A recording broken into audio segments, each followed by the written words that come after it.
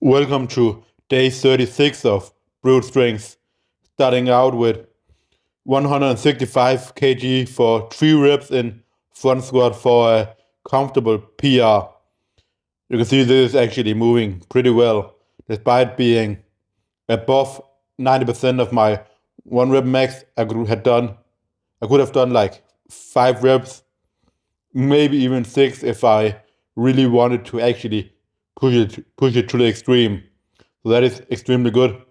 And then I'm doing some singles after that with like 165, 160 kg, just to get back in with the feeling of this heavy weight, because I have been away from weights above 150 for a very long time while I did the high volume.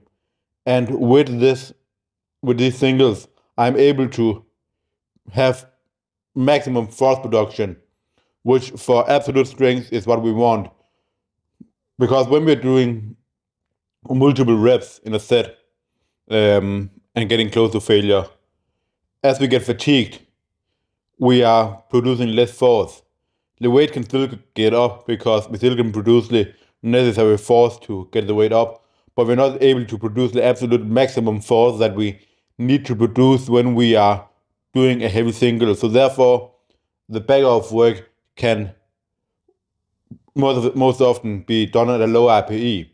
That's also why you see people do heavy singles year round for powerlifting, because they want to get in that max effort, and instead of doing like heavy triples or fours, because then rep 2, 3, and 4, they're gonna be less than the most amount of force they can produce in a really recovered state without any fatigue. After that, it was just good morning's hell. I did 5 sets of 20, and I was now up to doing the first set with 50 kg, then 55, then 2 sets with 60, and then 55. And I gotta say, like, I was hoping for this session not to get any illness feeling. Like, I've been getting that constantly, that I have to throw up. And after being 3 sets in, not having it after the first set of 60 kg, I was hoping I could avoid it altogether, but I ended up getting it still after the fourth set and going into the fifth set, feeling a little bit bad.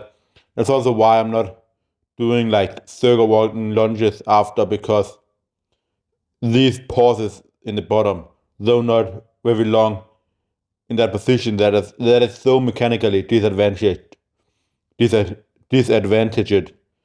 that it's absolutely horrible to stay down there.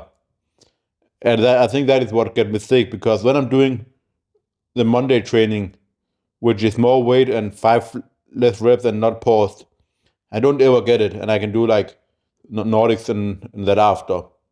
But after this session, I feel like I'm just absolutely blown away and I want to go home.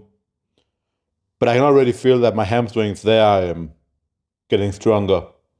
Yeah, and we're now approaching the territory where I need to really be fully recovered to complete these days if I want to get up and do 5 sets of 20 with 60 kg. When I began doing them, I would feel like the back of my kneecap were absolutely getting ripped off, because I would get so much of a stretch at the area of crossing the calf and the hamstring. But now when I did the second set, for example, of 20 with 60 kg, I just felt like my hamstrings, the muscle itself, are going to explode.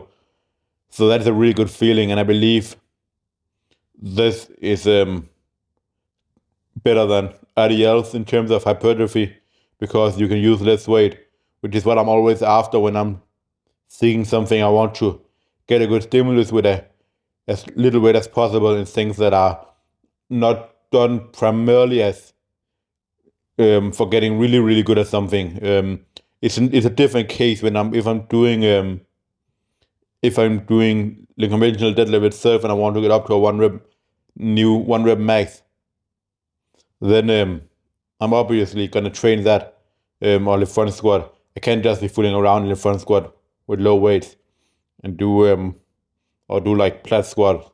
I need to be in the exact movement and using heavy weights if I want to get a new 1 rep max.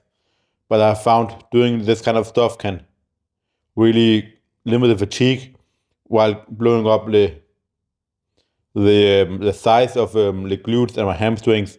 So when I transition over to things like heavy or conventional deadlifts or just hunt for a new 1 rep max, I've had a better possibility to succeed, which is basically what this is all about. So yeah, and basically also the stiff leg good mornings, they also take a lot of stress off my back, because if you compare them to a standard good morning where you bend your legs, the distance from your hips and out to where the bar is still the same, but you're able to use less weight.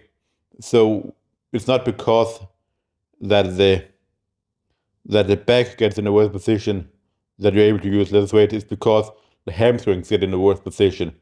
So it's the same strain on the back, but it's an even bigger strain on the hamstrings.